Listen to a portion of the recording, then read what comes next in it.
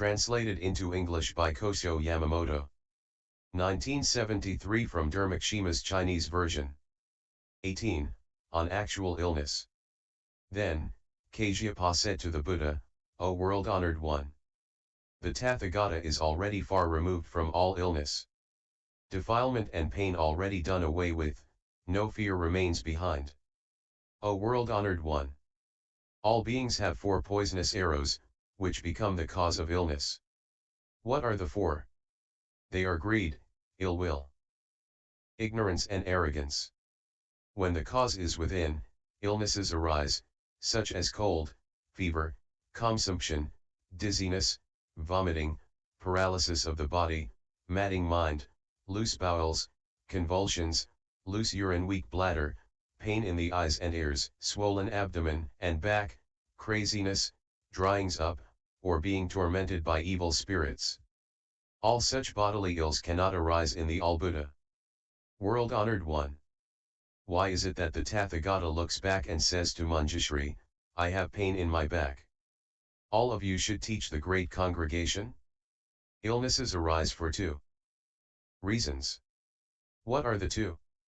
First, it is having pity on all beings. Second, it is giving medicine to those who are ill. The Tathagata, already an innumerable million billion kalpas ago, when the Tathagata was practicing the way of a Bodhisattva, always had words of love.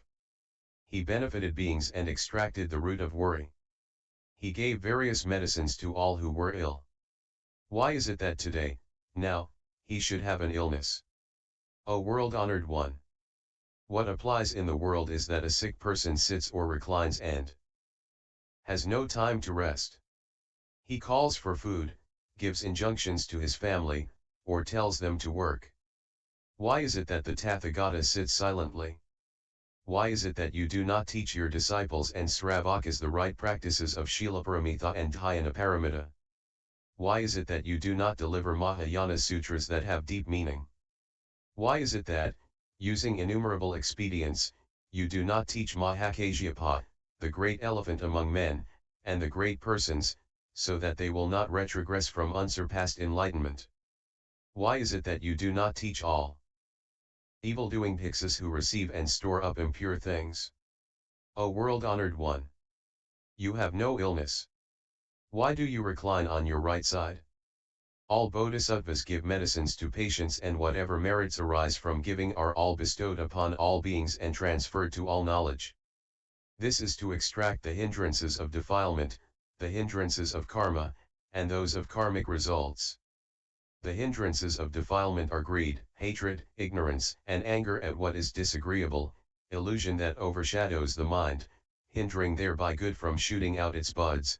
The hindrances are also burning worry, jealousy, stinginess, cheating, flattery, not feeling ashamed of one's own self, not feeling ashamed of others, pride, pride, simulative pride, pride of self-conceit, pride of self, twisted pride, arrogance, indolence, self-importance, mutual resentment, arguing, wrong living, flattering, cheating using different appearances, pursuing profit by profit, seeking things through wrong channels, seeking a lot, lacking respect, not observing the injunctions, and associating with bad friends. There is no end of seeking profit, to entwine and bind one's own self so that all is difficult to understand. A person abides in evil desires and evil greed. A person is greedily intent upon heretical views of life regarding his carnal existence, the is and the not as views of life. A person heaves a groan or is pleased to drowse, lets out a yawn or is not pleased, or eats greedily, his mind is dim and he thinks of strange things, does evil with body and in speech, finds pleasure in talking overmuch, all his sense organs are dark, he talks excessively and is always overshadowed by such senses as greed, anger and harming. These are the hindrances of defilement. The hindrances which arise from deeds karma are the 5 deadly sins and the diseases of serious evil. The hindrances from karmic retribution give one life in the realms of hell, animals, and hungry pretas, and also the slandering of wonderful dharma, and the akantika. These are the hindrances from retribution. These three hindrances are the evils. Yet, the Bodhisattva, when practicing the way over innumerable kalpas, dispensed medicines for all illnesses and always vowed to release beings eternally from the grave illnesses of the three hindrances. 152 Also, next, O world-honored one. When the Bodhisattva Mahasattva practiced the way, he gave medicine to all who were sick and always took the vows, let beings be eternally segregated from all ills and let them attain the adamantine body of the Tathagata. Also, let all the innumerable beings become all wonderful medicines and be able to cut off evil illnesses, let all beings gain the agata and, by the power of this medicine, do away with all the innumerable evil poisons, let not all beings retrogress from unsurpassed enlightenment, but let them swiftly accomplish the unsurpassed Buddha medicine and extract all the poisonous arrows, let all beings make effort, generate and accomplish the adamantine mind of the Tathagata, becoming this all-wonderful medicine. Cure all diseases, so that no disputatious mind can arise, let beings become a great tree of medicine and cure all serious illnesses of all beings, let one thoroughly extract the poisoned arrows of beings and accomplish the unsurpassed light of the Tathagata, let beings enter the Tathagata's hidden store of the Dharma of wisdom's great medicine and the close-guarded store of Dharma. O world-honored one! The Bodhisattva, already innumerable 100,000 nayotas of kalpas ago, took these vows and extracted all the ills from all beings. Why is it that the Tathagata today says that he has illness? Also, next, O world-honored one! There is in the world a person who is ill in bed, who cannot sit, get up, look up, walk or stand, and is not able to swallow any food or make liquid pass down his throat. He cannot teach and admonish his sons so that they can learn household work. His parents, wife, children, brothers, relatives, and friends are anxious, and they think that he will assuredly die. O world-honored one! The same is the case with the Tathagata today. You recline on your right-hand side and say nothing. All the ignorant of this Jambudvipa will think, the Tathagata, the all-enlightened one is going to enter Nirvana. Why? They may think that you will cease to exist. But the nature of the Tathagata does not, to the end, enter Nirvana. Why not? The Tathagata is eternal and does not change. For this reason, there can be no saying, I have pain in my back. Also, next, O world-honored one! There is a person who is ill in bed and whose physique is broken, weakened, he lies with his face down or on his side, or on his bed. Then, people negatively think that death is not far off. The same is the case with the Tathagata. The Tirthaikas look down upon, and abide in, the thought of the non-eternal. They will certainly say, things in Buddhism are not as with our own doctrine, in which we base ourselves on self, nature, man, unmolestedness, time, mode prakriti, primal matter, and think that these are eternal and suffer no change. Shramana Gautama is now subject to change. This merely reveals the law of change. For this reason, O world-honored one, you should not be silent and recline on your right-hand side. Also, next, O world-honored one! There is in the world a man ill in bed. The four great elements increase or decrease, so that they do not work and mix well. His body is extremely weakened and emaciated. Because of this, he cannot sit or get up as he wills. So he remains in bed. With the Tathagata, not one of the four elements is out of harmony.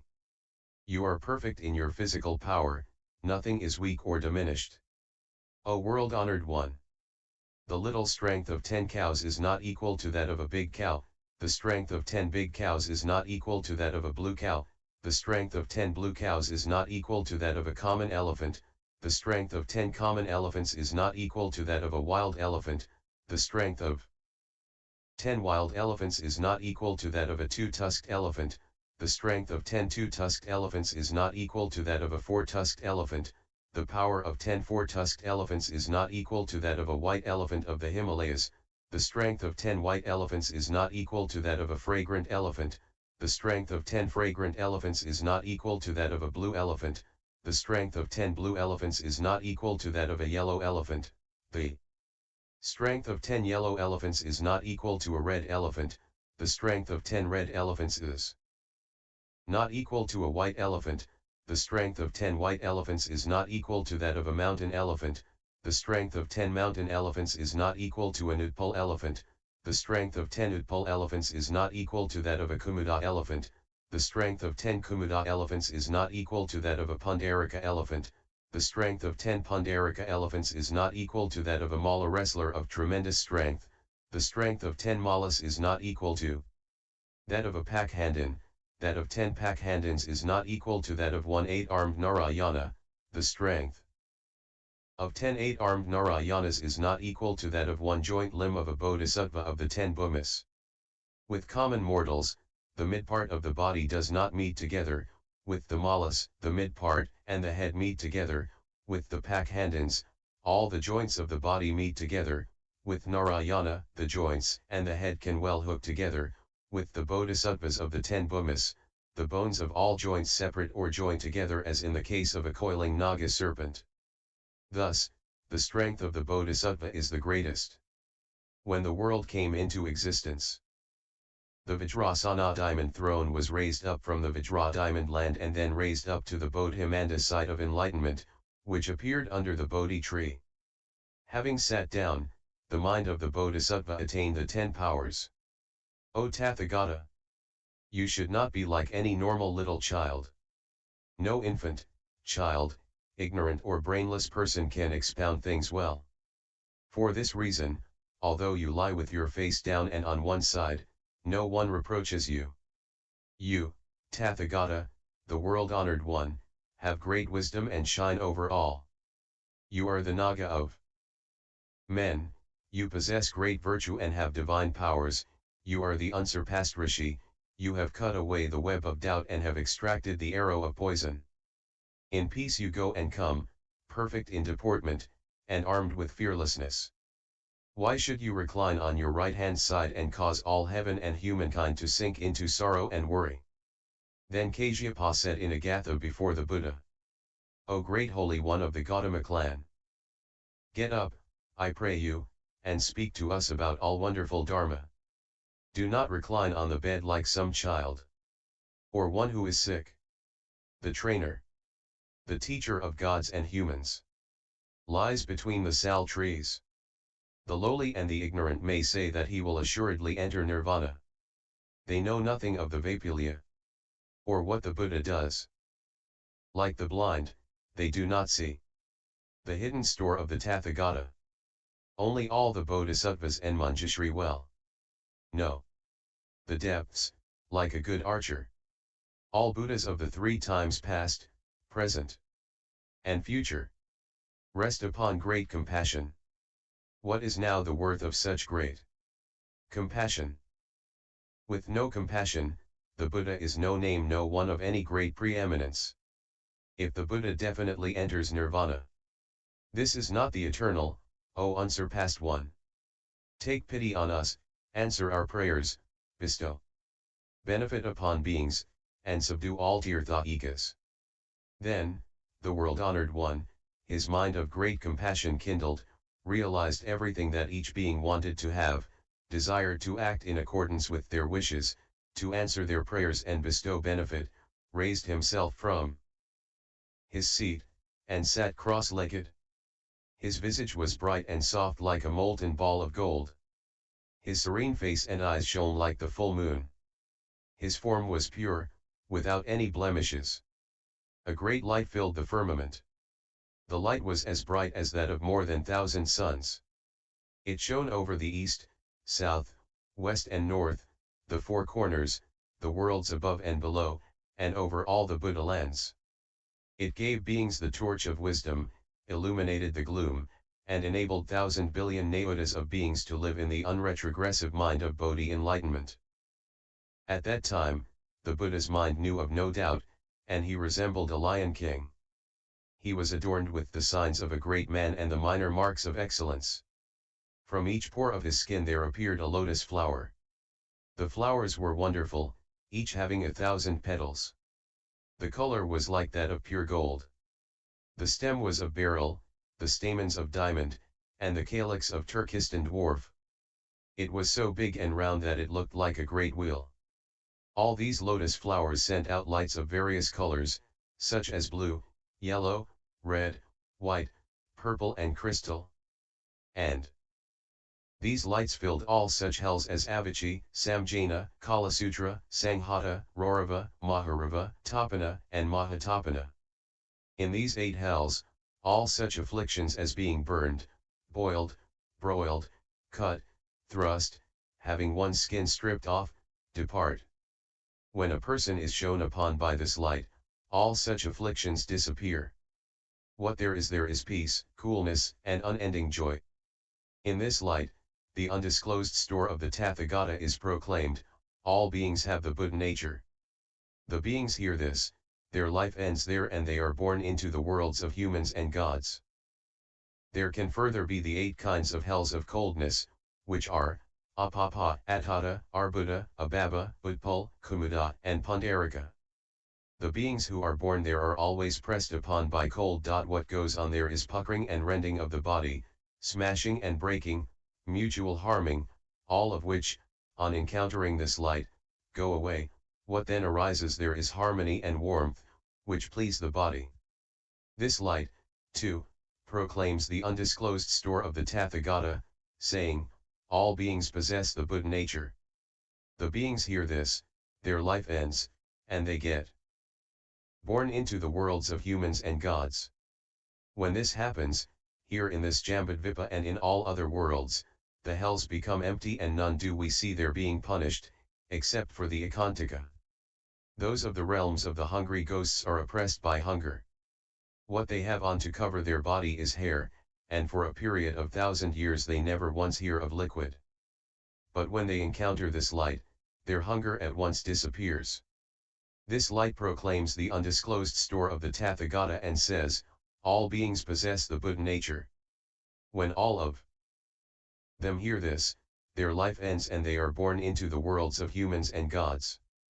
The entire realm of hungry ghosts is empty, except for those who slander the Mahayana Vaipilya Sutras.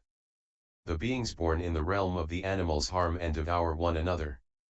On encountering this light, all hatred departs.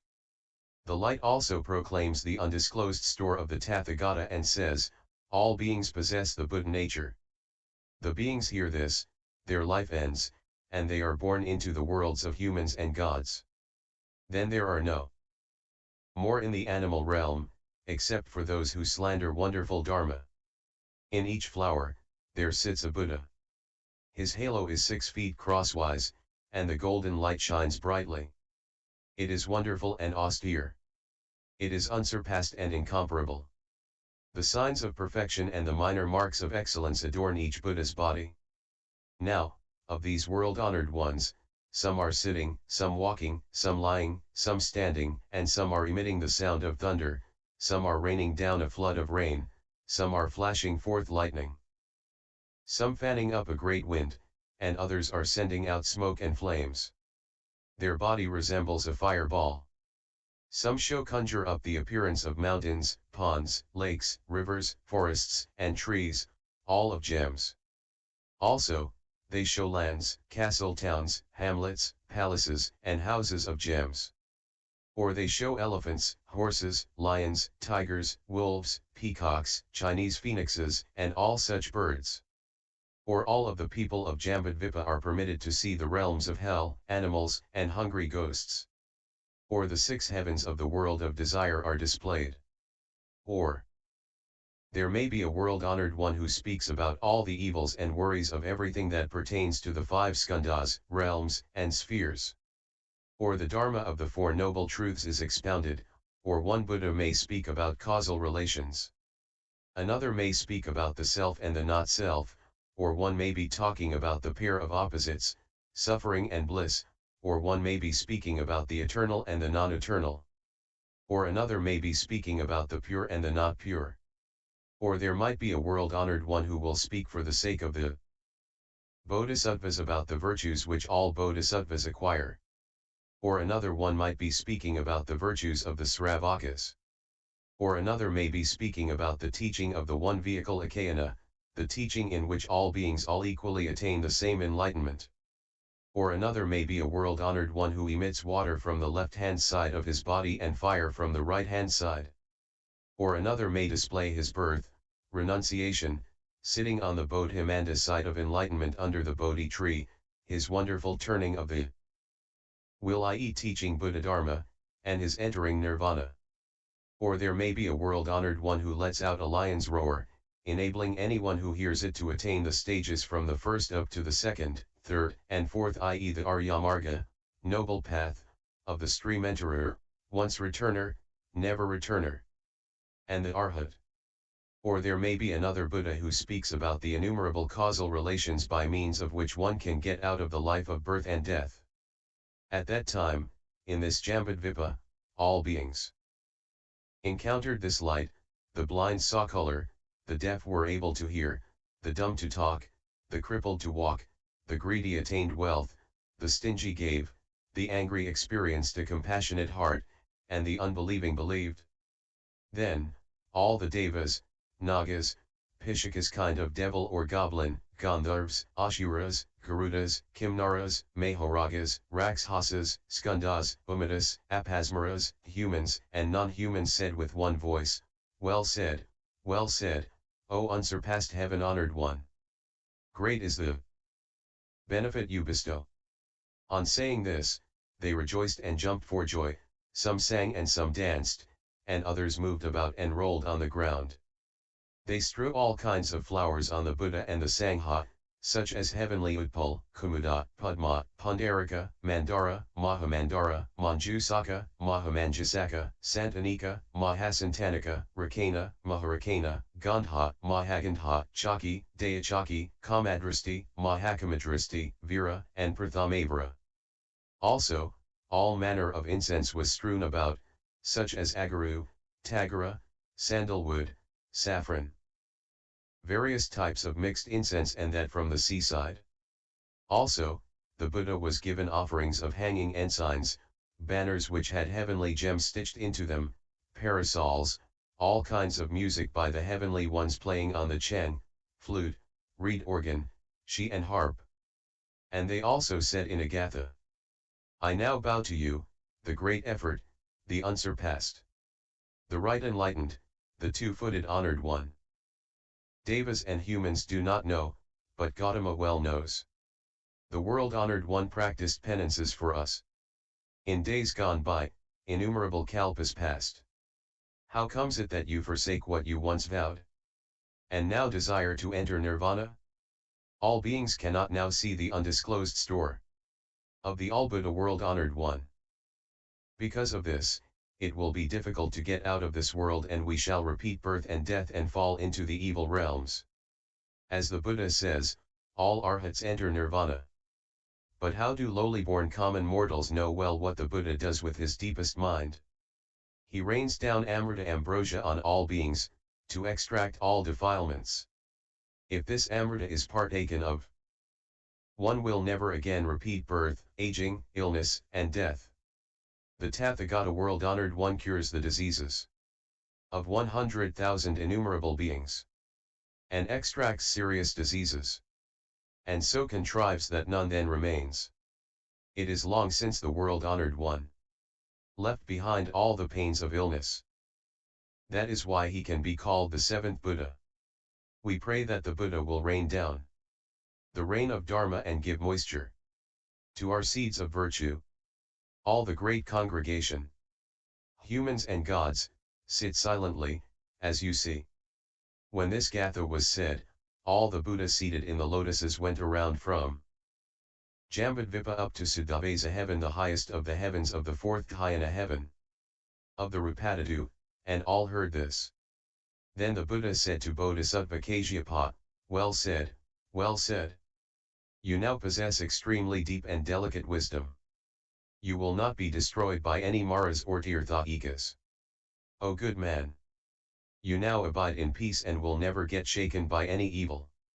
O good man!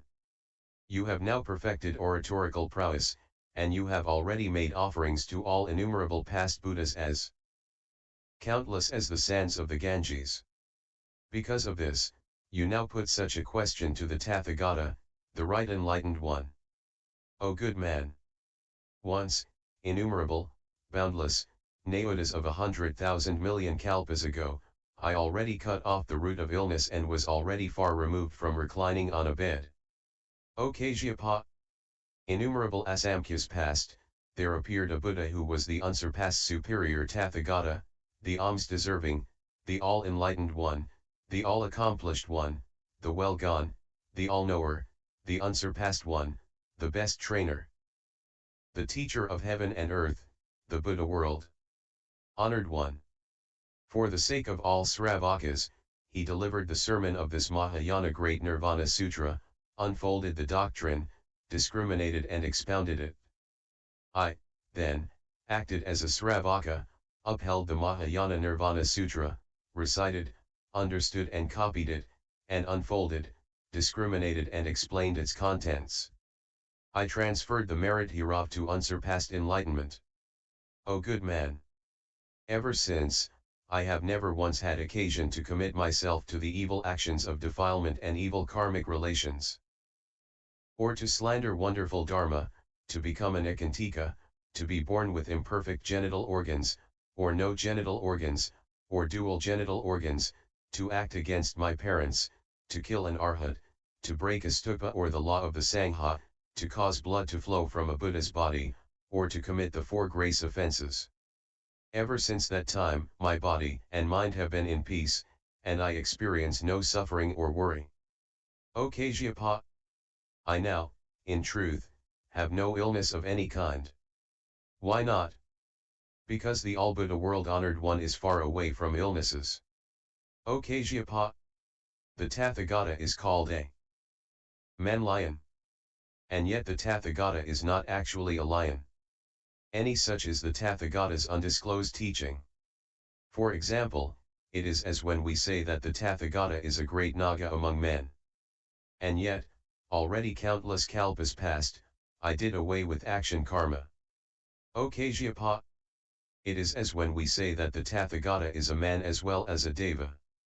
I am neither a Pishaka, Gandharva, Ashura, Garuda, Kimnara, nor Mahoraga. I am no self, no life, and not one who can be nourished with food. I am not one who feels, nor one who does not feel. I am no world-honored one, nor any Sravaka. I am not one who delivers sermons, nor one who does not. All such expressions are the undisclosed words of the Tathagata. O Kasyapa! It is as when we say that the Tathagata is the great sea king mount. Sumeru Mahasamudra Sumeru Parvataraja. And yet, the Tathagata is not on the same level as any saltish stone mountain.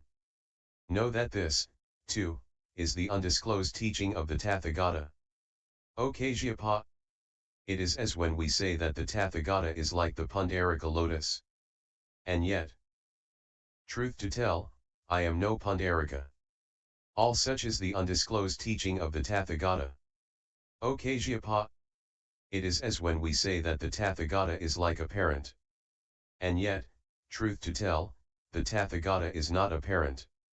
All such is also the undisclosed teaching of the Tathagata. O Kasyapa! It is as when we say that the Tathagata is like a great master mariner. And yet, truth to tell, the Tathagata is not a master mariner. And this is also the undisclosed teaching of the Tathagata. O Kasyapa! It is as when we say that the Tathagata is like a great merchant. And yet, truth to tell, the Tathagata is not a merchant. Such is also the undisclosed teaching of the Tathagata. O Kasyapa! It is as when we say that the Tathagata indeed subdues Mara. And yet, the Tathagata is, truth to tell, not one who subdues others with an evil mind. Such is also the undisclosed teaching of the Tathagata. O Kasyapa! It is as when we say that the Tathagata thoroughly cures carbuncles and the pox. But I am not one who cures carbuncles and the pox. Such is also the undisclosed teaching of the Tathagata. O Kajyapa, it is as we have said up to now. There are good men and women who guard their body, mouth, and mind well. When their life comes to an end, relatives come, take the corpse and burn it on the fire, or they may throw it into great water, throw it amongst tombs, and foxes, wolves, and birds may come and eagerly devour it. Yet, the mind will find birth in a good realm. And the mind has no coming and going, and no place whither to go. The front and back resemble each other and continue, with no difference in outer appearances. Such is the undisclosed teaching of the Tathagata. O Kajyapa, I say that I am sick. The case is other than this. This is also the undisclosed teaching of the Tathagata. That is why I said to Manjushri, I have pain in my back. You should teach well the four classes of beings. O Kajyapa, the Tathagata, the right enlightened one, does not recline sick on a bed on his right hand side. Nor does he, to the end, enter nirvana. O Kajyapa, this great nirvana is the deepest dhyana meditation of all Buddhas. Such a dhyana is not what Sravakas and Pratyekabuddhas can practice. O Kajyapa, you asked why it was that the Tathagata should lie in bed and not sit up, why he should not call for food, teach, and give injunctions to family people to work for a living. But, O Kajyapa, the void does not do anything such as sitting up, calling for food, giving injunctions to family people to work for a living. There is nothing of the kind such as going or coming, being born or dying, becoming old or being middle-aged, appearing or disappearing, being harmed or broken injured, being emancipated or being bound. Also, there is no talking of one's own accord or talking to others. Also, there is no understanding of my own accord or understanding others, there is no peace, no illness. O good man! The same is the case with the all-Buddha world-honored one. This is as of the void. How could there be any illness?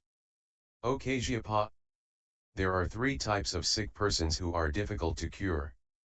These are, 1. A person who slanders Mahayana, 2. A person who has committed the 5 deadly sins, and 3. The Ekantaka. The three cited above are the gravest of all the sins in the world. These are not those which Sravakas and Pratyekabuddhas can easily cure. O good man! For example, there is an illness which unfailingly ends in death and is difficult to cure. There may be nursing, an attitude of compliance with the medical treatment, and medicine to apply, or there may be no nursing, no attitude of compliance, and no medicine to apply. Such an illness means certain death and cannot be cured. One should know that such a person will surely die. The same is the case with these three kinds of person. There may be Sravakas, Pratyekabuddhas, and Bodhisattvas who may speak about the doctrine or may not. There is no way to make such as these three sick persons aspire to unsurpassed enlightenment. O Kajyapa, there is a person who is ill. There is nursing of him, an attitude of compliance, and medicine. And the illness can be cured. If there are not three such, there is no way to cure the illness. The same is the case with the Sravakas and Pratyekabuddhas. They listen to what the Buddha and Bodhisattvas say, and they indeed aspire to unsurpassed enlightenment. It is not that they do not listen to the teaching and aspire to enlightenment. O Kajyapa, a sick person is one regarding whom there may be nursing, an attitude of compliance, and medicine, or there may not be such. All are cured. The same is the case with one of the single kind. A person may come across a Sravaka or he may not, a person may come across a Pratyekabuddha or he may not, or a person may come across a Bodhisattva or he may not, a person may come across a Tathagata or he may not, a person may have occasion to listen to the teaching or he may not. A person may all naturally attain unsurpassed enlightenment. Some, for their own sake, for that of others, out of fear, for profit, for reasons of flattery, or for cheating others, will hold or recite, make offerings to, respect, or deliver sermons to others on, the great Nirvana Sutra. O Kajyapa! There are 5 persons in this Mahayana Great Nirvana Sutra, the Tathagata excepted, who are ill, but have places to go to. Who are these 5? 1 is he who cuts off the 3 fetters trine samyojanani, i.e. astrayamanta Shrotapana, who has done away with the first 3 of the 10 mental fetters, and attains the Shrotapana stage, thereby not falling into the 3 unfortunate realms of hell, animals, and hungry pretas. Such a person gains 7 more births and deaths in the worlds of humans and gods, eternally cuts off all kinds of suffering and enters nirvana. O Kajyapa! This is the first case of someone having an illness and still having a place to arrive at. This person, in the days to come, after 8,000 kalpas, will attain unsurpassed enlightenment. The second is he who cuts off the 3 fetters, having made light the weight of greed, anger, and ignorance, attaining the level of sacred agaman and, after 1 cycle of coming and going being born and dying, eternally cuts off the bond of all suffering and attains nirvana. O Kajyapa! This is the second instance of one who has illness and still has a place where he will be born. This person, in the days to come, after 60,000 kalpas, will attain unsurpassed enlightenment. The third person is he who cuts off the 5 fetters of illusion. Pankavarabhaji Yasamayahanani that bind one to the Kamadata world of desire and attains the light of the Anagaman non-returner. This person never more gets reborn here in this world, eternally cuts of suffering and attains nirvana. This is the case of having an illness and gaining a place to be born in. This person, after 40,000 kalpas, attains unsurpassed enlightenment. O Kajyapa! The fourth person is he who eternally cuts off the defilements of greed, anger, and ignorance and gains arhatship and, having no more taints of defilement left, enters nirvana. Also, this is not a practice monopolized by the Pratyeka Buddha. This is the case of the fourth person who gains illness and a place to be born. This person, after 20,000 kalpas, attains unsurpassed enlightenment. O Kajyapa! The fifth person is he who has eternally cut off the defilements of greed, anger, and ignorance and, having gained the light of a Pratyeka Buddha, has no more illusions to cut off and enters nirvana. This is indeed the sole case of a Kiran name of a fabulous animal. This is the case of the fifth person who, having illness, gains a place to be born. This person, after 10,000 kalpas, will attain unsurpassed enlightenment. O Kajyapa! This is the case of the fifth person who, having illness, gains a place to be born. He is not a Tathagata. YouTube video Buddhist Sutras 8